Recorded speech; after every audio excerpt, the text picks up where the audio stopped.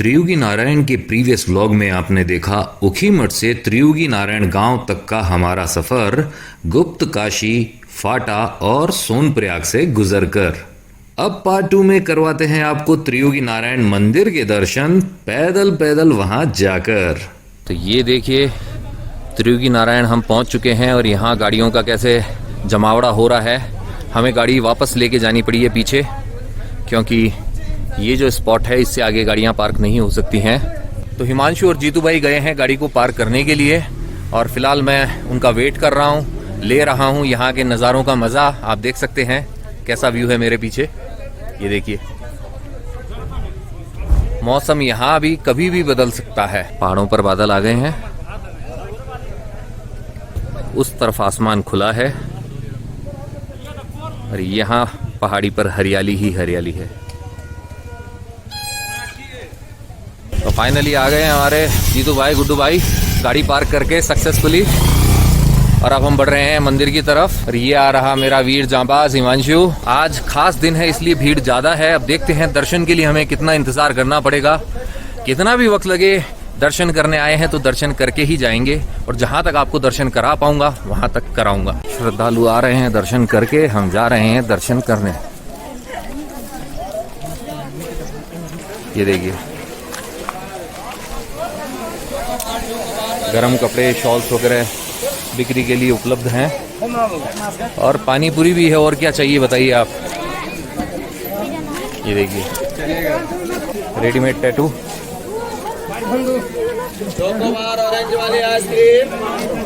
देखिए मेले का नज़ारा।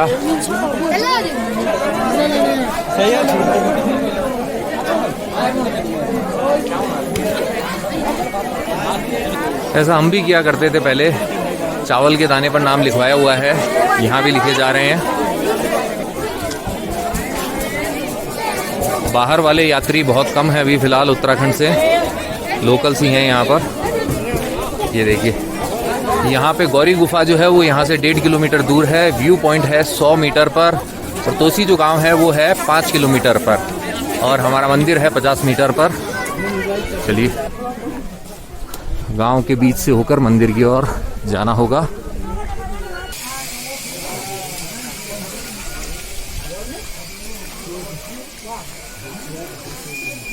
ये यहाँ का संस्कृत विद्यालय और ये खूबसूरत दरवाजा।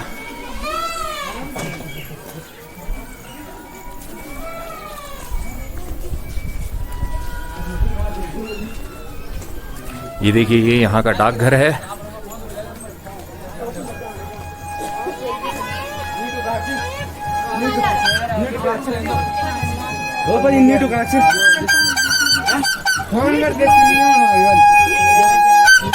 गजब की भीड़ हो रही है अभी फिलहाल।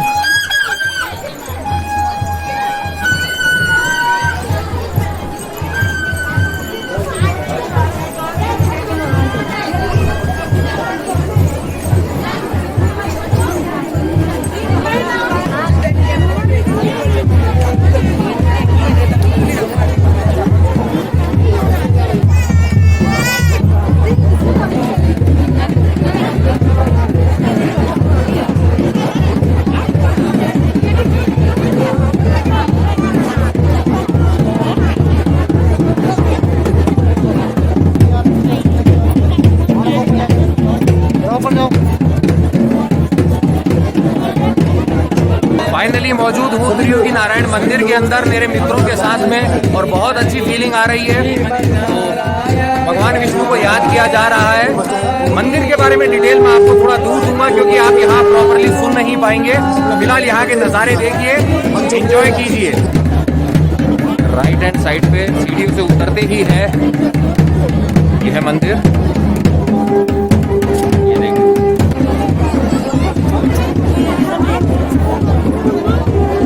यहाँ है हनुमान जी, सिंदूर से श्रृंगार किया हुआ है।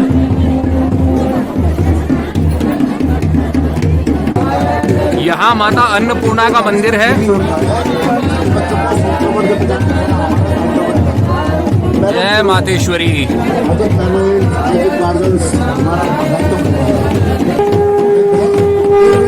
ये देखिए बच्चों को मास्क नहीं पहनाएंगे, बिना मास्क पहने बच्चों को मास्क नहीं पहनाएंगे। ये देखिए, ये है मंदिर का शिखर।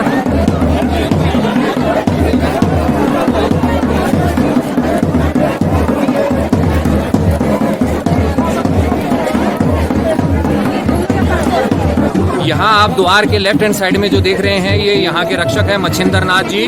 और यहाँ पे है भगवान गणेश की सिंदूर लगी हुई प्रतिमा, और कैसे मालाओं से श्रृंगार किया गया है मंदिर का, आप ये देखिए, बहुत ही भव्य लग रहा है। और चारों तरफ आप देखिए श्रद्धालु हैं। हाँ जी, ये देखिए, एक बार भी सच्चे मन से, आप सच्चे मन से वो 10 अश्वमेध यज्ञ करने के बराबर होता है। वो 10 अश्वमेध यज्ञ करने के बराबर होता है।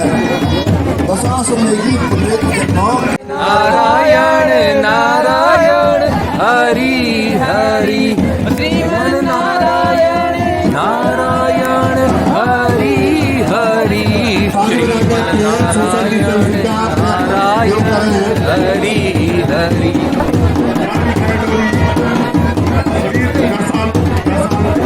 वो देखिए, डोली है सामने भगवान की। मुझे दूरी बना के रखिए, मुझे दूरी बना के रखिए। भगवान जी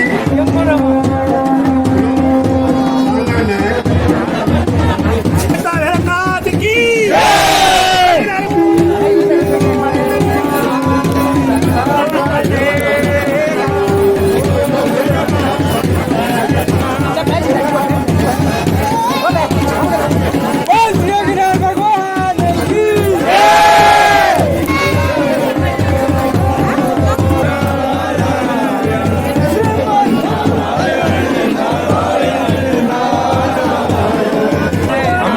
कर रहे हैं डोली विग्रह के साथ में।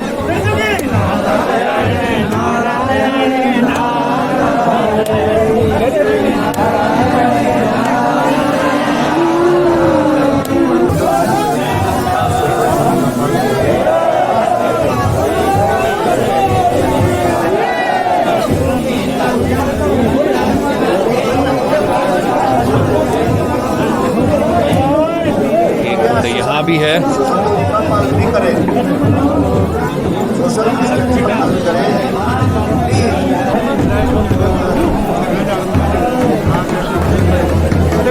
एक कुंड और है यहाँ।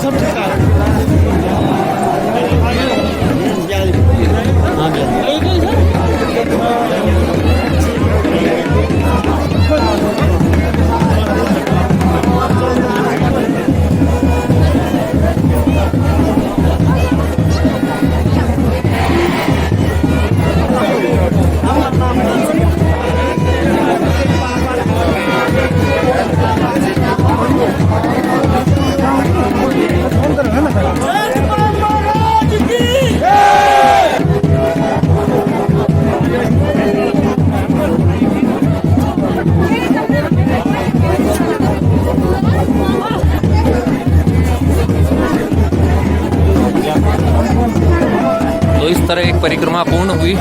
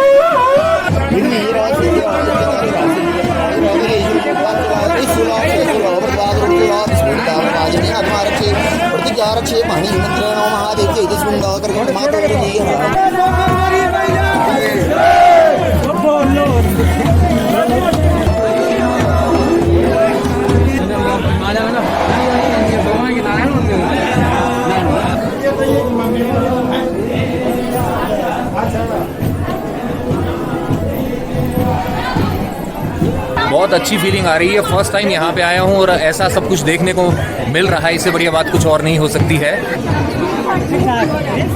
ये देखिए साइड व्यू मंदिर का।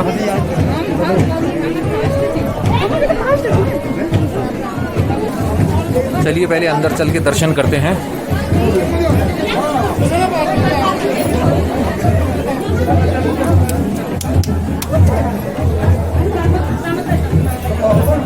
ये है अखंड धूना, जिसके कारण मंदिर को कहा जाता है अखंड धूनी मंदिर भी। कितने समय से यह जल रही है इसका अंदाजा आपको नहीं हो सकता। वैसे जब माता पार्वती और भोले बाबा शिव का विवाह हुआ था तब से यह अग्नि प्रज्वलित है। यहाँ पे जो है शंकर और पार्वती का लग्न वेदी है। ये विष्णु को साक्षी करके यहाँ पे जो है राजा हिमांचल ने अपनी पुत्री पार्वती का कन्यादान करके दिया। आपका नाम महाराज? मेरा नाम सिद्ध है। ये देखिए ये अखंड धूना है। तो अभी हम भी यहाँ इसमें लकड़ी डालेंगे। बिल्कुल, ये देखिए अंदर से लकड़ी से बना हुआ है यह। ये देखिए ये है अखंड धूना। यहीं पर विवाह हुआ था और सामने है वहाँ पे प्रभु। बीच के अंदर है भगवान विष्णु, लेफ्ट हैंड साइड में है माता लक्ष्मी, राइट हैंड साइड में है माता सरस्वती, पीछे है उनकी भगवान की पंचायत। और यहाँ पे आप देख सकते हैं जो हम सत्यनारायण भगवान की कथा करते हैं, भगवान विष्णु का सत्यनारायण जी का रूप है। और इनके जस्ट पास में है पार्वती मैया और भगवान शिव की प्रतिमा। उनका जो विवाह हुआ था दोनों के साथ में, मालाएं पहने हुए, वरमाला पहने हुए।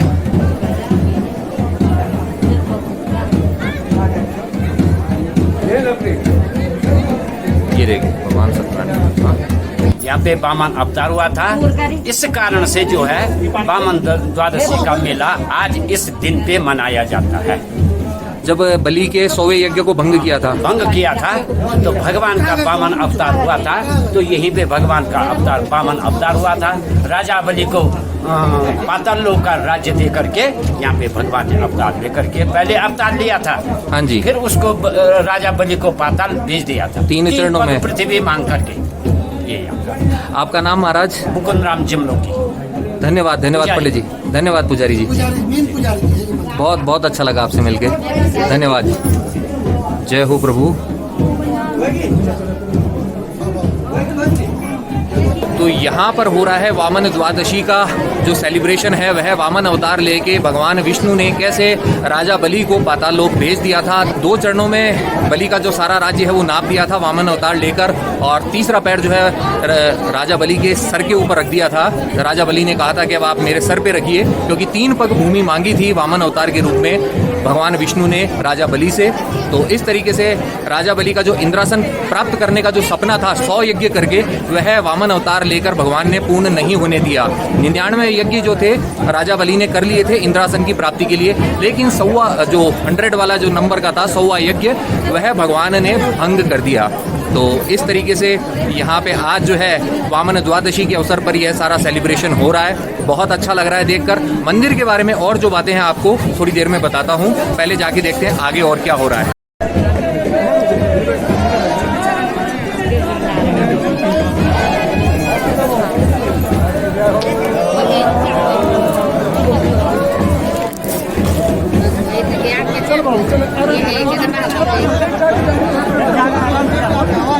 ये देखिए 4 कुंडों में से मौजूद एक कुंड है यहाँ, ये आप देख रहे हैं। तो ये जो आपने देखा था ये है ब्रह्म कुंड था, और ब्रह्म कुंड इसलिए इसका नाम पड़ा क्योंकि ब्रह्मा जी ने इसी में स्नान करके भगवान शिव और माता पार्वती के जो विवाह था उसके अंदर आचार्य की भूमिका निभाई थी। उन्होंने ही विवाह संपन्न कराया था, इसीलिए यह कहलाता है भगवान ब्रह्मा जी के नाम पे ब्रह्म कुंड। जिस कुंड में भगवान विष्णु ने स्नान किया था वह कहलाता है विष्णु कुंड, और उसके बाद में भगवान विष्णु ने माता पार्वती के भाई की भूमिका निभाई थी, और सारी रस्में जो होती हैं, रीति रिवाज होते हैं, वो संपन्न कराए थे एक भाई के तौर पर। इस तरीके से वह कुंड कहलाता है भगवान विष्णु का विष्णु कुंड। और भगवान शिव का जो कुंड कहलाता है वह कहलाता है रुद्र कुंड। इसके अलावा यहाँ पे एक और चौथा कुंड है जिसे कहा जाता है सरस्वती कुंड, और उसमें जो सरस्वती धारा जो आती है यहाँ पे कहा जाता है कि वह भगवान विष्णु की नासिका से उत्पन्न हुई थी। तो इस तरीके से यहाँ त्रियुगी नारायण मंदिर के अंदर हैं 4 कुंड, और इन चारों कुंड में आप स्नान करते हैं तो इसके बहुत पुण्य की प्राप्ति होती है। फिलहाल आज का जो दिन है यहाँ पे इतनी ज़्यादा भीड़ है कि स्नान ध्यान आज करना संभव नहीं है। ये जितना दर्शन कर पा रहा हूँ मैं, यही मेरे लिए बहुत है। तो अब मैं आपको बताता हूँ इस त्रियुगी नारायण मंदिर का महत्व क्या है। यह स्थान इसलिए खास है, हिंदू धर्म वाले मानने वाले लोगों के लिए, क्योंकि यही वह स्थान है जहाँ पे माता पार्वती और भगवान शिव का विवाह संपन्न हुआ था। कथा क्या है वो आपको मैं शुरू से बताता हूँ। माता पार्वती जो है वो हिमवान, जो हिमालय के ही स्वरूप है मनुष्य रूप के अंदर, वो उनकी पुत्री थी। पूर्व जन्म के अंदर वो भगवान शिव की पहली पत्नी सती थी। और आप जानते ही हैं माता सती जो थी, उनके पिता थे जो प्रजापति दक्ष, उन्होंने एक यज्ञ का आयोजन किया था और अपने जमाई भगवान शिव को उन्होंने नहीं बुलाया था, उनका अपमान किया था। भगवान शिव ने माता सती को कहा था कि आप मत जाइए वहाँ पे, लेकिन उनकी बात टालकर माता सती वहाँ जाती हैं और अपने पति का जब अपमान देखती हैं तो वहीं पर जो अग्नि होती है उसी के अंदर अपना जीवन वो समाप्त कर देती हैं। तो माता सती जो होती है वही अगले जन्म के अंदर हिमालय या जो हिमवान है उनकी पुत्री के रूप में जन्म लेती है और भगवान शिव को वो अपने पति के रूप में पाना चाहती है। इसके लिए वह पहले उन्हें अपने रूप से मोहित करना चाहती हैं, लेकिन भगवान शिव पर यह असर नहीं करता है। तो माता पार्वती यहीं पर त्रियुगी नारायण से कुछ दूरी पर स्थित जो स्थान है गौरीकुंड, वहाँ पर कड़ी तपस्या करती है और भगवान शिव को प्रसन्न करती है। तो भगवान शिव फाइनली माता पार्वती जो है उनके प्रस्ताव को स्वीकार कर लेते हैं और उन्हें शादी करने का प्रस्ताव देते हैं, विवाह करने का प्रस्ताव देते हैं। यहाँ से कुछ दूर जो स्थान है गुप्त काशी, उस स्थान पर। तो उसके बाद में यह जो त्रियुगी नारायण मंदिर है जो भगवान विष्णु को समर्पित है, इस स्थान पर जहाँ पे ब्रह्मशिला है वहाँ पर भगवान ब्रह्मा जो है आचार्य की भूमिका निभाते हैं, भगवान विष्णु माता पार्वती के भाई की भूमिका निभाते हैं और इस तरीके से विवाह संपन्न होता है। कहा जाता है कि उस समय भगवान शिव को एक गाय भी दी गई थी और वहाँ पे मंदिर के पास में ही एक स्तंभ है जहाँ पे उसे बांधा गया था। तो वो स्थान भी आप अभी देखेंगे। तो ये थी कथा, इस स्थान का महत्व क्या है। और इसी वजह से बहुत सारे लोग जो होते हैं यहाँ आकर विवाह करना पसंद करते हैं कि जैसे माता पार्वती और भगवान शिव की जोड़ी है वैसे ही उनकी जोड़ी भी हमेशा बनी रहे। यही कामना करके बहुत सारे लोग यहाँ पे शादी करते हैं, विवाह संपन्न कराते हैं। जो चंद्रमुखी चौटाला का रोल करती हैं कविता कौशिक, उन्होंने भी यहीं पे शादी की थी, ऐसा मुझे यहाँ आने पर पता चला है। तो शादी के लिए शायद यहाँ पर आपको पहले से बुकिंग करानी पड़ती होगी। तो अगर आप यहाँ इच्छुक हैं शादी करने के तो आप पहले थोड़ा सा ऑनलाइन पता कर लीजिएगा, बुकिंग का क्या सिस्टम है वो समझ लीजिएगा। इस स्थान से बढ़िया स्थान और कोई हो ऐसा मुझे लगता नहीं है। तो बहुत अच्छा फील हो रहा है फिलहाल। और दूसरी कथा जो है वो वामन अवतार वाली भी यहाँ से जुड़ी हुई है कि राजा बलि जो थे वो इंद्रासन की प्राप्ति के लिए उन्होंने 100 यज्ञ का संकल्प किया था, जिसमें से 99 जो यज्ञ थे उन्होंने कर लिए थे। लेकिन 100वां यज्ञ होने से पहले ही भगवान विष्णु ने लिया वामन अवतार और राजा बलि से मांगी सिर्फ 3 पग भूमि। तो 2 पग के अंदर तो राजा बलि का सारा साम्राज्य उन्होंने नाप दिया था। अब वामन अवतार के रूप में भगवान कहते हैं कि भैया तीसरा पग कहाँ पे रखूं।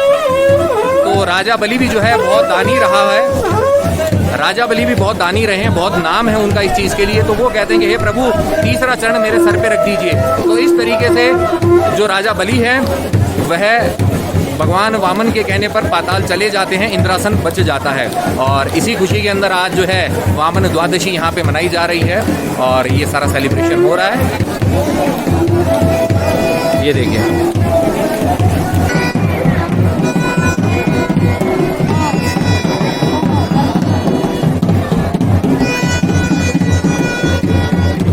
सामने वाला भाग है यह मंदिर का, वहाँ से एंटर होने का एक रास्ता है, एक उस तरफ रास्ता है राइट हैंड साइड में, यहाँ से दर्शन कर सकते हैं।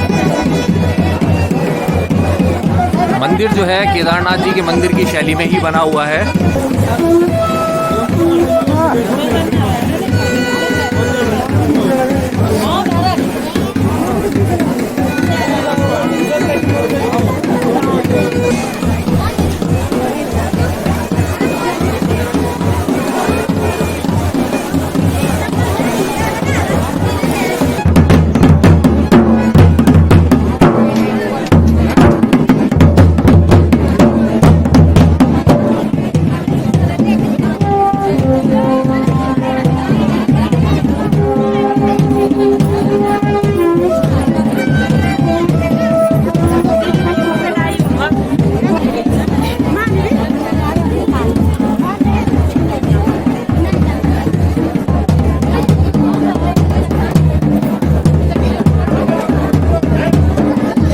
परिक्रमा जारी है।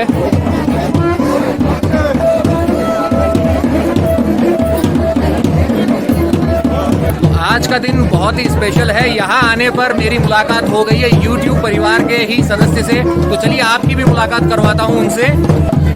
हाँ जी भाई साहब, आपका नाम? महेशपुरी। बहुत अच्छा लग रहा है आपसे यहाँ मुलाकात हुई। जी जी, आप सुनाइए, आपका YouTube चैनल काफ़ी देखते हैं भाई साहब, आपसे हम पहले से जुड़े हुए हैं YouTube से, और आज हमारी मुलाकात यहाँ होनी थी। ये है कि मुलाकात हुई भाई जी के हमारे साथ, बड़ा बहुत आनंद प्राप्त हुआ हमें इसी बहाने। तो मंदिर के जो चल विग्रह है, जो डोली है, उसकी परिक्रमा अभी जारी है। बहुत सारी परिक्रमाएं हो रही है। कितनी होंगी टोटल ये भी जान लीजिए। टोटल जो परिक्रमाएं होंगी वो होगी 21। तो इस तरीके से ये जो आज का सेलिब्रेशन है, ये जो उत्सव है, यह मनाया जा रहा है और दिल में अपार हर्ष का अनुभव हो रहा है। और भाई साहब भी साथ में मिल गए, और क्या चाहिए। मेरे पीछे जो आप कुंड देख रहे हैं, यह कहलाता है ब्रह्म कुंड। 4 कुंडों में से एक कुंड है। इसके बाद में आते हैं रुद्र कुंड के पास। आइए, ये देखिए यहाँ पर, तो ये है रुद्र कुंड और यहाँ पे आप देख रहे हैं ये है विष्णु कुंड।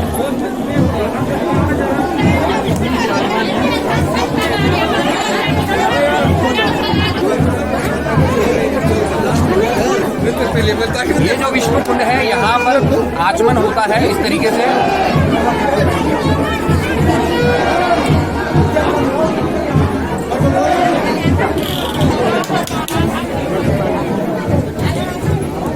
ये जो आप रुद्र कुंड देख रहे हैं और वहाँ जो आपने ब्रह्म कुंड देखा है, इन दोनों में स्नान होता है।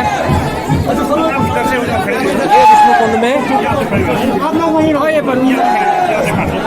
ये जो विष्णु कुंड है, यहाँ पे आचमन होता है। और ये है सरस्वती कुंड। यहाँ पे पितरों का तर्पण होता है और यहाँ से सतत जलधारा बहती हुई आती है इसके अंदर और सभी कुंडों के अंदर जाती है। ये देखिए, यहाँ भी भोले बाबा माता पार्वती हैं। बहुत ही बढ़िया, अद्भुत अद्भुत। ये जो आप स्तंभ देख रहे हैं, कहा जाता है भगवान शिव का जब माता पार्वती से विवाह हुआ था, उसके पश्चात उन्हें गाय दी गई थी और इसी स्तंभ से गौ माता है, उनको यहाँ पे बांधा गया था। तो यह स्थान शादी के लिए प्रयुक्त होता है और बहुत ही कहते हैं ना कि पावन स्थान है। आकर बहुत अच्छा लगा है। और फाइनली आप देखने जा रहे हैं वह स्थान जहाँ पे भोले बाबा बने थे दूल्हा और माता पार्वती बनी थी दुल्हन, जहाँ हुआ था उनका विवाह इस त्रियोगी नारायण मंदिर के अंदर। इस परिसर के अंदर आप ये जो देख रहे हैं, ये शिला ब्रह्मशिला, जहाँ संपन्न हुआ था भोले बाबा और माता पार्वती का विवाह। और अभी भी जो लोग विवाह के इच्छुक होते हैं, इस स्थान पर, इस मंदिर परिसर के अंदर, यही वह स्थान है जहाँ उनके भी फेरे होते हैं, विवाह संपन्न होता है।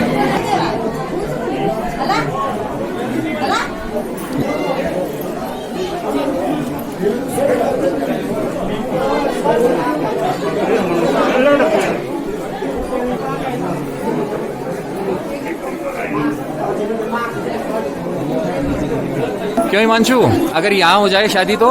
यहाँ शिव जी पार्वती जी की तो होनी तो यही चाहिए। बहुत अच्छी जगह, बहुत लिटरली बहुत अच्छी जगह, मजा आया। बाकी किस्मत, बाकी किस्मत भाग्य। ओम नमः शिवाय। ओम नमः शिवाय।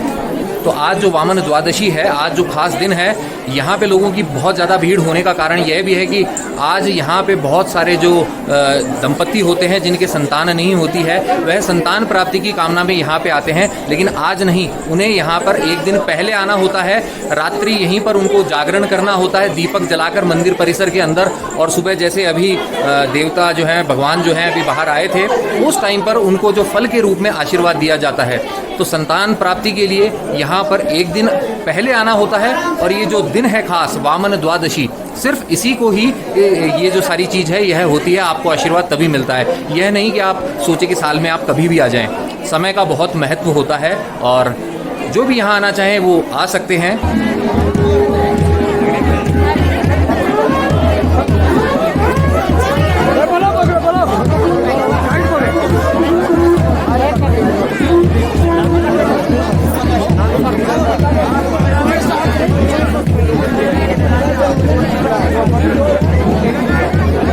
गुप्त सूत्रों से हमें ये पता चला है कि हमारे जो जीतू भाई, गुड्डू भाई है, वो भी यहाँ की आशीर्वाद का फल है। जो उनके माता पिता हैं, जो अंकल आंटी हैं, वो भी यहीं पर आए थे, उन्होंने भी आशीर्वाद प्राप्त किया था और आशीर्वाद के रूप में मिले थे उन्हें हमारे गुड्डू भाई, मिर्जापुर वाले नहीं, उखीमठ वाले।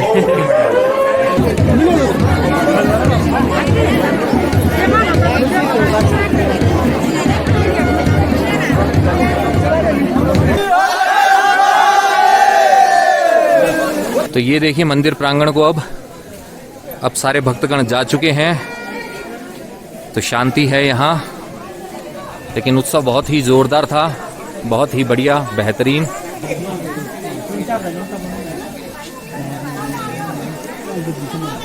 और मंदिर के बिल्कुल पास में ही है यहाँ काली कमले वाले बाबा की धर्मशाला, त्रियोगी नारायण की। ये देखिए आप, बिल्कुल पास में है। और भी बहुत सारे यात्री विश्राम गृह यहाँ पे बने हुए हैं मंदिर के पास ही।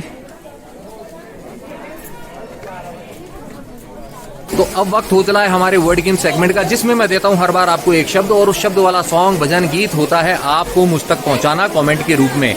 यहाँ इतने पावन मंदिर में आने के बाद में आज मेरे मन के अंदर जो शब्द आ रहा है वह है मन, और इस शब्द से आपके लिए जो गीत है, जो भजन है, वो है ये। श्रीमन नारायण नारायण नारायण, भजमन नारायण नारायण नारायण, लक्ष्मी नारायण नारायण नारायण, भजमन नारायण नारायण नारायण, राधा नारायण नारायण नारायण, श्रीमन नारायण नारायण नारायण, भजमन नारायण नारायण नारायण। बोलो नारायण भगवान की जय, बांके बिहारी भगवान की जय, राधा रानी की जय। तो ये गीत था मन शब्द वाला आपके लिए हमारी तरफ से। अब अपनी पसंद का कोई भी गीत, भजन, सॉन्ग